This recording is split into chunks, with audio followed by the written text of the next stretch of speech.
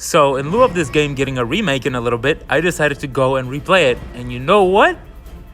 This game is freaking dope. I love this game. Like, this game is amazing. Like, all these years later, it's awesome.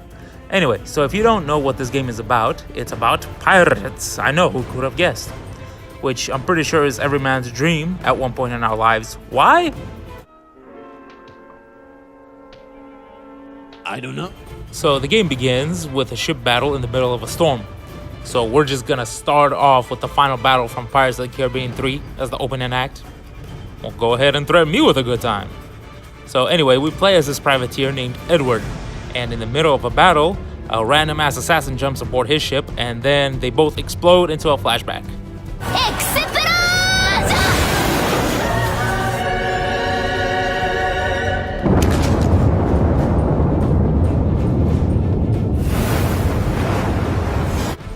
In the flashback, we learn of Edward's motivations, which boil down to... We've got to have money. So he leaves his, spoilers, pregnant wife to seek his fortune. Gold. Anyway, Edward manages to not drown and makes it to the shore with the assassin.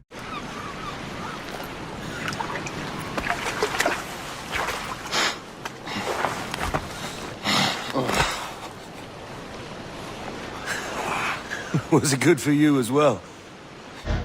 So the assassin makes a critical mistake by asking Edward for help in exchange for gold. For many golden coins? You're better than this, Mike! You're breaking my balls, Mike. Tell you what, throw in a new set of duds and you got yourself a deal. At which point, Edward instantly tries to rob his ass, but the assassin has a gun that doesn't work and immediately runs off. But then Edward begins stalking him like he's the freaking predator and murderizes him. Then Edward steals his clothes and his letter of accommodation to the governor of Havana. Senor Duncan Walpole, I accept your most generous offer and await your arrival with eagerness. If you truly possess the information we desire, we have the means to reward you handsomely. Though I will not know your face by sight, I believe I can recognize the costume made infamous by your secret order. Therefore, come to Havana in haste, and trust that you shall be welcomed as a brother. Su más humilde servidor, el gobernador Laureano Torres y Ayala.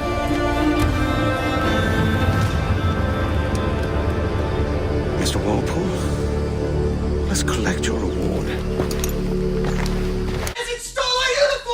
Beat the shit out of us too!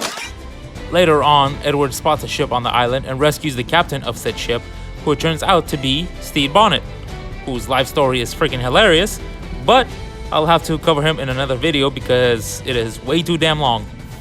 Read a book, people! Press that like button if you'd like to see it.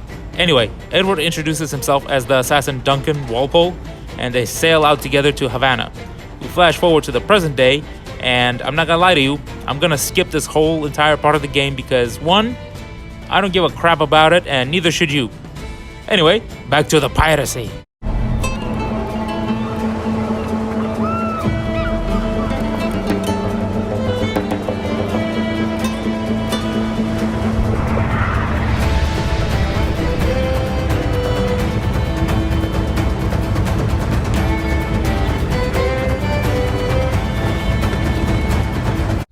Yeah, baby, man, I'm so excited to play this. Alright, so Edward and Stede make it to Havana, and even though Edward tries to keep his identity hidden, he gets recognized almost immediately, and this ensues in a bar fight. Things to say that will always start a fight. Guys want to fight? But then the guards show up, and Edward needs to haul ass. Parkour, parkour! Eventually, Edward manages to shake off the guards and meets up with Stede, who got his ass beat and managed to get his sugar and Edward's letters stolen. Oh, come on. Really, man? You couldn't last like 30 seconds? After an extensive mission of sneaking, assault, and breaking and entering, Edward eventually manages to retrieve his letters, but not any of Stede's sugar.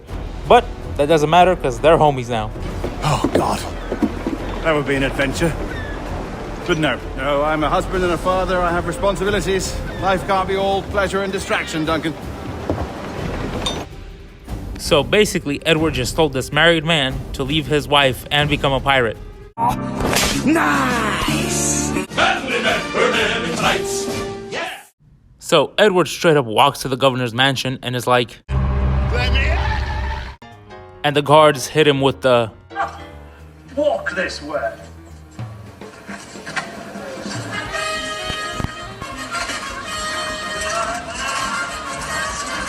So anyway, Edward walks into the courtyard and sees some guy doing target practice. I mean, it's pretty normal, right? A man needs his hobbies. Woodes Rogers. A pleasure. I don't know how he did it, but he made that sound bloody threatening. Oh, no. Goku, get me off this planet right now. I'm serious. Instant transmission. So for those of you not in the know, Woodes Rogers was a real-life pirate hunter. Basically, he was the Punisher of his time, but specifically for pirates.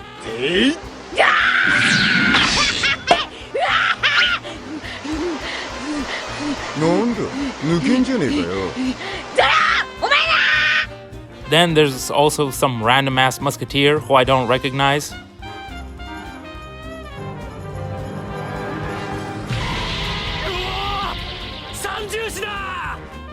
Then, the random-ass musketeer straight up gives Edward his guns and wrist blades. What a nice fella, what a nice guy. You are a gentleman and a scholar. So I know I haven't mentioned this yet, but basically Edward is infiltrating the governor's mansion, which is a Templar hideout under the guise of Duncan Walpole, the assassin turned traitor, for money. Welcome to the world I live in. What is the exposition?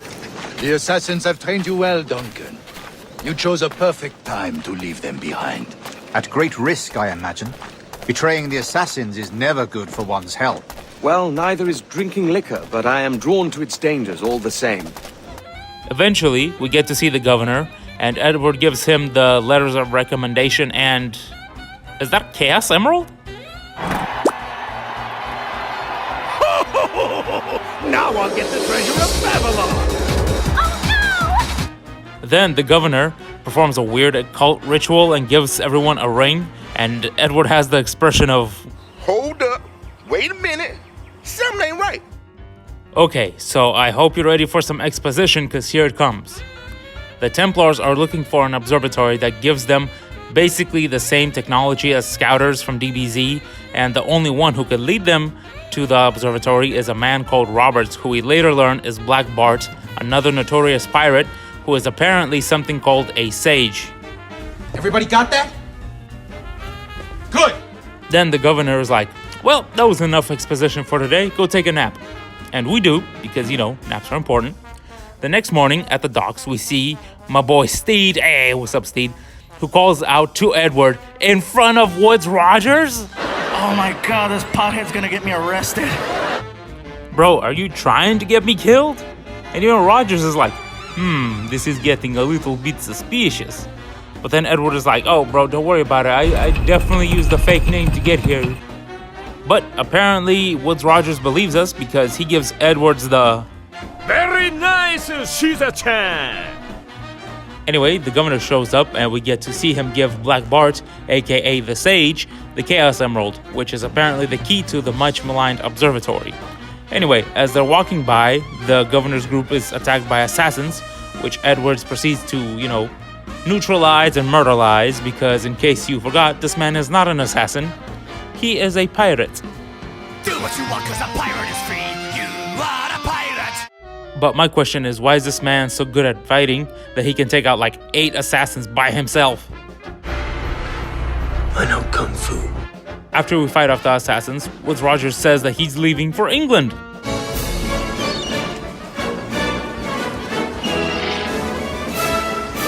Home! Home! England! And Edward finally gets paid for his services. But apparently it wasn't enough, because later on, Edward was having a drink with Steed, and he comes up with a new plan. Know what I'm thinking? I'd like to see this observatory the governor's going on about. He said it were like a device that could follow people around and show where they were. A ludicrous idea. Imagine my wife with such an advantage over me. Imagine what a thing like that'd be worth.